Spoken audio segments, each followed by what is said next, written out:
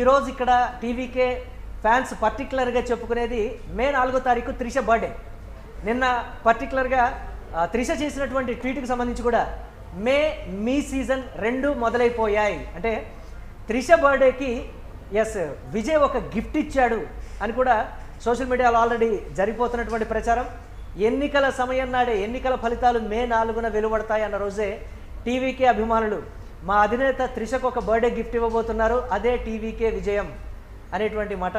కేంద్ర నాయకత్వం అంటే భారతీయ జనతా పార్టీ కేంద్ర నాయకత్వం కూడా త్రిషని వారధిగా చేసుకొని చేసినటువంటి సంప్రదింపులు కూడా అప్పుడు ఒక తీవ్ర చర్చనీయాంశమైనటువంటి పరిస్థితి ఉంది. ఇప్పుడు కూడా తమిళ రాజకీయాల్లో కేంద్రానికి టీవీకే పార్టీకి మధ్య అంటే భారతీయ జనతా పార్టీకి టీవీకేకి మధ్య త్రిష ఒక వారధిగా ప్రభుత్వ ఏర్పాటులో కీలక పాత్ర పోషించబోతోంది. త్రిష అంటే విజయ్ కింగ్ అయితే త్రిష కింగ్ మేకర్ అనే అనుకోవాలి.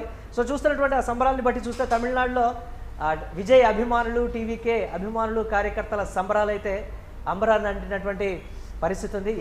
ఏంటి ఈ 2 స్టేట్స్కి సంబంధించి ఏ కీ ఫ్యాక్టర్స్ పనిచేసాయంటే ఏం చెప్తారు? తమిళనాడు మనం చూసాం. పశ్చిమ బెంగాల్ విషయంలో పర్టికులర్గా దీనికి అంటే భారతీయ జనతా పార్టీ చేసినటువంటి ఆ ఫైట్కి 10-15 స్థానాలు మెజారిటీ వస్తుంది అని చాలా ఫైట్ చేస్తాం. మీరు చూస్తున్నారు కదా, అసలు మా వాళ్ళని దాడి చేశారంటే లిటరల్ గా అంత దాడి చేయాల్సిన అవసరం ఉందా? అది రాజకీయ వ్యవస్థలోని మనం అందరినీ ఆహ్వానించాలి తప్ప అంత వాళ్ళతో దాడి చేపించి కేంద్ర బలగాలు ఎందుకు సైలెంట్ గా ఉండిపోయే విజువల్ కూడా నేను చూసాను. సైలెంట్ గా ఉండడం కాదు, వ్యవస్థలో ఉన్నప్పుడు మనం కొన్ని రూల్స్ పాటించాలి. మాకంటే ఒక డిసిప్లైన్ ఉంది, దాని ప్రకారం వెళ్తాం. వాళ్ళు కొట్టారని మేము కొడితే వాళ్ళకి మాకు తేడా ఏముంది చెప్పండి? ప్రజల కోసం పోరాడుతున్నాం కానీ అధికారంతో కొడతాం. ఈవీఎం మిషన్ లో కూడా ఆఖరికి మాది మూసేశారు, అవునా? అంటే ఎంత దారుణమైన కాండ. ఆమె లాస్ట్ 2-3 days కూడా హల్చల్ చేసేస్తుంది తెగ. ఏం చేస్తుంది అంటే ఏదో జరిగిపోతుంది, భయం, తెలియని భయాందోళనకు ఆమె ఈరోజు గురైంది.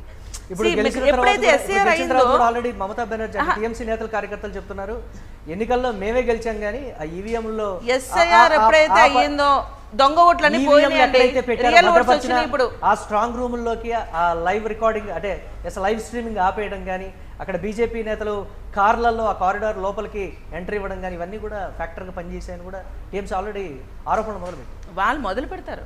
వాళ్ళు అసలు లాస్ట్ 3 days నుంచి వాళ్ళకి అనుమానం ఏంటి, ఏ రోజు అయితే ఎస్ఐఆర్ వచ్చిందో ఎస్ఐఆర్ వల్ల చాలా ఓట్స్ అయిపోయినాయా, పోయినాయి. చనిపోయిన వాళ్ళ ఓట్స్ మొత్తం అన్నీ తీసేసిన తర్వాత ఇప్పుడు రియల్ ఓటింగ్ అనేది జరిగింది. ఇంతవరకు జరిగింది రియల్ ఓటింగ్ కాదు లాస్ట్ 3 termsలో. అందుకనే బోర్డర్ సెక్యూరిటీ అనేది ఎందుకు క్లోజ్ చేయలేదు చెప్పండి, ఫెన్సింగ్ ఎందుకు చేయలేదు? దీనికోసమే. మనం చూసుకుంటే అక్కడ మహిళల రక్షణ అన్నది కదా, ఈమె ఒక మహిళ సీఎంగా 3 terms చేసినప్పుడు మహిళా రక్షణ అన్నది. బట్ నేషనల్ మన క్రైమ్ బుక్స్ ఆఫ్ రికార్డ్స్లోని హ్యూమన్ ట్రాఫికింగ్ ఆల్మోస్ట్ మొదటి స్థాయిలో ఏ స్టేట్ ఉంది? బెంగాలే కదా. మరి ఆమె ఏ విధంగా మహిళలకి రక్షణ ఇచ్చింది చెప్పండి? అంటే ఈ విషయంలో నమ్మించారా, నమ్మకాన్ని కలిగించారా, నమ్మకాన్ని నిజం చేస్తామని ఒప్పించారా మీరు? ఈమె 3 terms ఏమీ చేయలేదు కాబట్టి ప్రత్యామ్నాయం కోరుకున్నారు కాబట్టి మమ్మల్ని ఈరోజు ఆహ్వానించారు. మేము ఏదైతే అన్నామో అది ఖచ్చితంగా కన్విన్స్ అయ్యారా? కన్విన్స్ చేసిందా భారతీయ జనతా పార్టీ? మా అభివృద్ధిని చూసి కన్విన్స్ అవుతారండి. అస్సాంలో జరగలేదా చెప్పండి? మేము ఈవెన్ అస్సాం అనేది ఎక్కడైనా కాదు, మేము ఇస్తున్న నిధులండి, funds, infrastructure development, jobs. Bharatiya Janata party విషయంలో ఉన్న విమర్శ ఏంటి అంటే సరే ఆ 2 states లో కాబట్టి ప్రతి స్టేట్లో ఉన్నటువంటి అంశం అభివృద్ధి అంశం అనే దానికన్నా జాతీయ స్థాయి విషయాలు, పాకిస్తాన్ భారత్ విషయాలు కానీ లేకపోతే ఇక్కడ ఉన్నటువంటి రోహింగ్యాల విషయాలు కానీ ఇవి పర్టికులర్గా తీస్తుంది. అక్కడ సెంటిమెంట్ని రగిల్చి అధికారంలోకి వస్తుంది. అక్కడ అది key factor Bharatiya Janata party. అలాగే అదే సమస్య అయినప్పటికీ మనం అవి కూడా చేస్తున్నాం. మనం సంస్కృతికి ఇవ్వాల్సిన మర్యాద ఇస్తున్నాము. రోహింగ్యాస్ అనేవాళ్ళు స్లీపర్ సెల్స్ కింద తయారయ్యి మన దేశాన్ని ఏ విధంగా పట్టి పీడిస్తున్నాయో, ప్రతి స్టేట్ని ఎలా పీడిస్తున్నాయో మనందరికీ తెలుసు. వాళ్ళని మనం డివైడ్ చేసుకుంటూ వెళ్ళకపోతే మనకి సెక్యూరిటీ ప్రాబ్లం అవుతుంది కదా. ఇప్పుడు అది ప్రతి స్టేట్లో చూస్తున్నారండి. ఎక్కడ ఇప్పుడు ఒకప్పుడు వేరు. లాస్ట్ 10-15 years బ్యాక్ ఏంటంటే సోషల్ మీడియా అంత యాక్టివ్గా లేదు.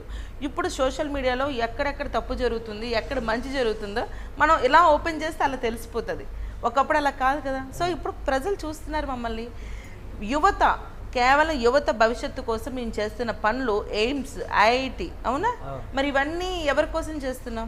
యువత కోసమే కదా. ఇప్పుడు మోడీ గారు 10వ తారీఖున వస్తున్నారు. ఎయిమ్స్ బీబీ నగర్లో ప్రారంభోత్సవం చేస్తారా లేదా చెప్పండి. నెక్స్ట్ ప్లాంట్ ఒకటి చేస్తున్నారు.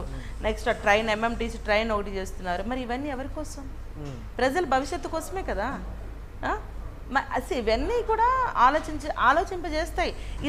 ఇవన్నీ మొదలైతే ఏమవుతుంది? ఎంప్లాయ్మెంట్ వస్తుంది. చేస్తుందా కేంద్ర ప్రభుత్వం చేస్తుందా? రెండింటికి కేంద్ర ప్రభుత్వం బాధ్యతగా చేసే వాటిని భారతీయ జనతా పార్టీ చేస్తుంది అని ఎలా చెప్పి, అంటే మిగతా స్టేట్లో ప్రజలకు కావాల్సి కేంద్ర ప్రభుత్వంలో మా మోడీ ఉన్నారు, మా భారతీయ జనతా పార్టీ ఉంది కాబట్టి మేమే చేస్తున్నాం.